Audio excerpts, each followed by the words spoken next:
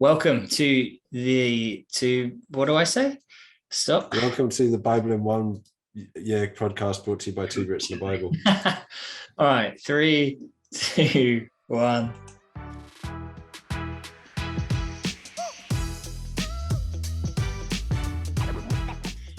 Welcome to the Bible in 1 Year podcast brought to you by two Brits and aBible. This is day 34, and today we're going to be covering Leviticus 8, 9, and 10.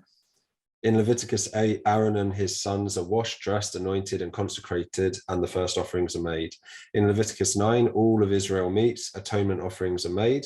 Fire from the Lord consumes the offerings. In Leviticus 10, Nadab and Abihu offer strange fire to the Lord, and the Lord's fire devours them.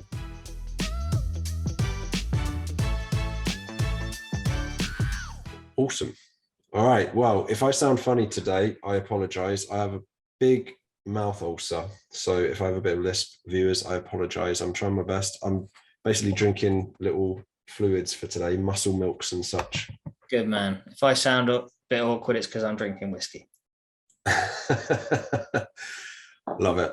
So yeah, I absolutely loved reading through Leviticus 8, 9, and 10. I just as a general thing loved how descriptive all of the chapters were. You can really imagine, you know, Aaron going through these motions and doing all of these things. And I think that description is so important because these are rituals that will be passed on to the grandchildren, the grandchildren's grandchildren, the grandchildren's grandchildren's grandchildren, and so on and so on. Yeah, it's a massive thing in it because I know that a lot of this is so unimportant to us in our day-to-day life. And I have to keep reminding myself, I think I've already mentioned it, and I certainly will mention it again. These little parts of the Bible aren't written for our purpose, our needs. They are super important. They need to be in there, but for times gone by, basically. And you know what? We just have to suck it up. And I love what you're saying there, mate, because it is a case of picturing it. It's a case of seeing it, making it real to you. And that makes a big difference when you're reading through it, because it's not the most engaging because it's so irrelevant to what we're going through. But when you put yourself in that situation, that's where you find life in it. And that's where you find it enjoyable. 100%. And obviously you can make it relatable because Jesus then completes the Old Testament, right? So there are like these little nuggets. You always got to think of yourself as like a little prospector in the Wild West, you know? I think of like, there was a cereal, wasn't there? Captain Crunch or something, like, you know, the one, the little old guy with the little pickaxe. Yeah. You got to hack away for nuggets of gold in the Old Testament. And, you know, some of your pickaxe swings are pretty laborious and they don't get you anything, but every now and then. So I'll move to one of those. So I really like the fact that a turban is placed on Aaron's head and set the gold plate, the sacred emblem on the front of it, as the Lord commanded Moses. Mm-hmm. And Leviticus 8, 9, God is giving a terrible sinner, someone who in, what was it, Exodus 32, was worshipping a golden calf. Right. These clothes of holiness and righteousness. And I just thought that's a perfect link forward to Jesus, who cloaks all of us sinners in his righteousness. So there's a little nugget for you. Beautiful. I like that, man. One thing I was going to pick up, mate, that's heavy. I like that. Big fan. That could have been the teaser of today. We'll see. One of the things just in before that, when they're talking about the dress and what have you, and it mentions in here in 8:8, what did you say? He placed the breastpiece on him and put the Urim and Thummim in the breastpiece. Now, I was kind of looking into that a little bit, and my good old trusty apologetics Bible helped me out with this one because, again, like, okay, what is this stuff? And it was saying in there that it's not mentioned too frequently, but it's thought to be two little flattish stones that go into the breastpiece, and they weren't decorative. They were actually, they had a use. And it was saying that there have been found these little flat stones elsewhere in non-Israelite territory. These, like, not recently, but, you know, in recent history.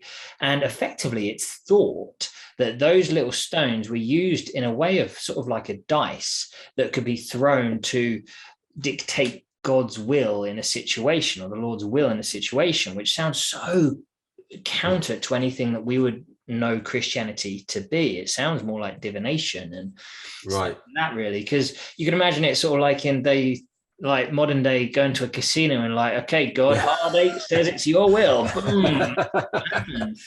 Like, yeah, that's what it sounds like they were used for, which is again just one of those little what's going on here moments. But it's God meeting us where we're at, right? Because people always say that ultimately we didn't have to do animal sacrifices and blood sacrifices, but God had to sort of take the Israelites out of the cultures that they were surrounded by and set them apart as his chosen people. Yeah. And you can't change people. You know, you and I already becoming stubborn old men, set in our ways, drinking our whiskey or our muscle milks. 100. And so yeah, so basically, these are all signs of like trying to take things that they knew in that culture and that paradigm and apply it to make it work. I always feel like it's kind of a mixture between Gideon's fleece and Las Vegas, something in that realm. Yeah, it's quite cool. Because I remember the first time I was telling you about Gideon's fleece and you just become a Christian, and you sort of kind of in a way it sounded like I ran